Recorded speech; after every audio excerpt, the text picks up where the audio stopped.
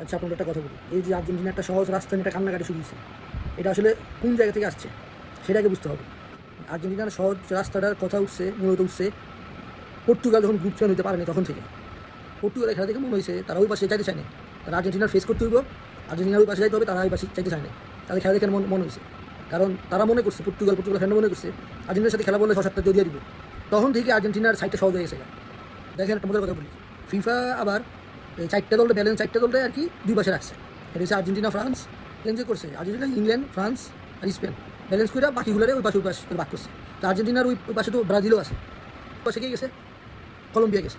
তো কলম্বিয়া তাহলে সহজ প্রতিপক্ষ পাইছে, তো কলম্বিয়া সহজ প্রতিপক্ষ হিসেবে কাজে পাইছে। তাহলে ওই কলম্বিয়া যে বাসে ওই পাশে পড়ছে, ওই পাশে পর্তুগাল থাকার কথা ছিল, কিন্তু পর্তুগাল গ্রুপ চ্যাম্পিয়ন হয় নাই বা হইতে চায় নাই, এই কারণে কলম্বিয়া গেছে ওই পাশে।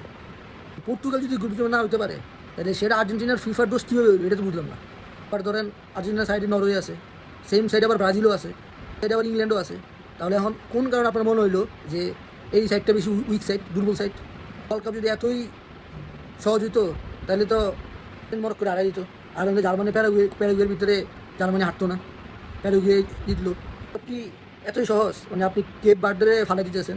এর আগে কেপ বার্থডে মনে করেন বলছেন যে কেপ বার্থডে কেউ গোলে দিতে যায় না, স্পেনের সাথে ড্র করছে, উরুগুয়ের সাথে ড্র করছে, সৌদি আরবের সাথে ড্র করে তারপরে তারা এখানে আসছে। তখন তারা ড্র করছে, তখন তারা গোল দিতে দেয় না, তখন তারা খুব শক্তিশালী টিম ছিল। আর যখনই আর্জেন্টিনার সাথে খেলা করছে তখনই তারা বলা শুরু করছে কেপ বার্থডে খুবই উইক টিম। আগে আমরা তাদের কেপ বার্থের গোলকিপার প্রশংসা করে মনে করেন ফাড়ে ফেলাইছেন, এখন আর্জেন্টিনার সামনে পড়ছে, এখন তারা মনে করেন যে খুবই উইক টিম, একটা পাড়ার দল বানিয়ে ফেলাইছেন। তারপরে ধরেন যে স্পেনের সাথে কার খেলা পড়ছে? অস্ট্রেলিয়া খেলা পড়ছে। এখন অস্ট্রিয়া যদি আর্জেন্টিনার সাথে কঠিন হয় তাহলে স্পেনের কী দোষ করছে? স্পেনের সাথে কী লেগে সহজ হলো না? স্পেনের সাথে অস্ট্রিয়া কেন কঠিন দল হইলো?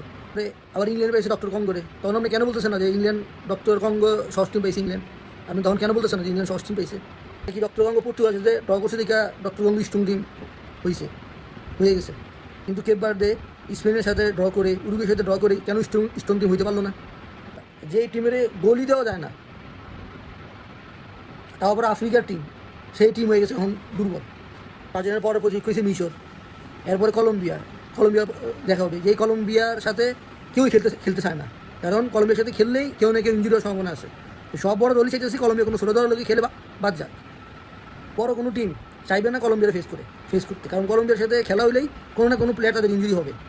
আর্জেন্টিনার রাস্তা খুব সহজ, এটা তো তাড়াতাড়ি বলে দেওয়া ঠিক না। এই ওয়ার্ল্ড কাপে কোনো ম্যাচই সহজ না, বরং আর্জেন্টিনা তাদের কিছু খেলা তাদের খেলাটাকে সহজ করে ফেলছে। আপনি খুব ভালো করে খেয়াল করেন, আর্জেন্টিনার ডিফারেন্স মেকার হয়ে উঠছে মেসি। মানে সে 2022-এ যা দিছে এখন তার থেকে বেশি ডেলিভার করতেছে। আপনার টিমে আপনার বেস্ট প্লেয়ার খেলতে পারতেছে না, সেটাকে আর্জেন্টিনার দোষ? টিমের কোনো প্লেয়ার খেলতে পারতেছে না, আপনার টিম ঠিকমতো ডেলিভার করতে পারতেছে না, এটা আপনি আর্জেন্টিনা আর ফিফার উপরে দোষ চাপিয়ে দিলেন। আর্জেন্টিনা খুবই সহজ দলের সাথে খেলা করতেছে, ফিফা তাদের হেল্প করতেছে, এসব কান্নাকাটি করা বন্ধ করেন। ওয়ার্ল্ড কাপে কেউ কোনো সাইড ফিক্স করে দিতে পারে না। তাহলে উরুগুয়েকে হাঁটতে বলছে, উরুগুয়ে তো ইয়ের সাথে পড়তো, আর্জেন্টিনার সাথে খেলা করতো, উরুগুয়েকে হাঁটতে বলছে। পর্তুগালের সাথে দেখার কথা ছিল কোয়ার্টার ফাইনালে, তো পর্তুগালে নিষেধ করছে কে যে ওই পাশে না যাইতে? উরুগুয়ে নিষেধ করছে কি হাঁটতে? আর পর্তুগাল কেন ড্র করলো? পর্তুগাল ওই পাশে কেন গেল না?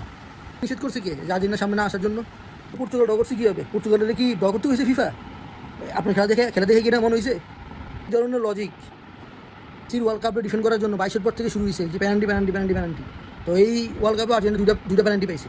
তখন আপনি আমার চোখে আঙুল দিয়ে দেখান যে এই দুইটা প্যানাল্টির কোনটা প্যানাল্টি হয়নি? আপনি আমার চোখে আঙুল দিয়ে দেখান। প্যানাল্টির ভিতরে কোনটা প্যানাল্টি হয়নি আপনি সেটা বলেন। চোখে আঙুল দিয়ে আপনি দেখা দেন কোনটা প্যানাল্টি হয়নি। শুধু এইরকম নেগেটিভ কথাবার্তা ছড়ায় লাভ নেই। তাদেরকে প্রাইস করুন। যেমন ব্রাজিল প্রথমে খারাপ খেলছে, এখন ভালো খেলতেছে, তাদের কথা বলেন। আর্জেন্টিনা শুরু থেকে ভালো খেলতেছে, তাদের কথা বলেন। খুব ভালো ফুটবল খেলতেছে, তাদের প্রশংসা করুন। আপনার টিম খারাপ তাই বলে বাকিরা কেউ ভালো না, আর্জেন্টিনা ভালো না, এই কথা বলার কোনো দরকার নেই। সেটা এগুলো বাদ দেন। ধন্যবাদ।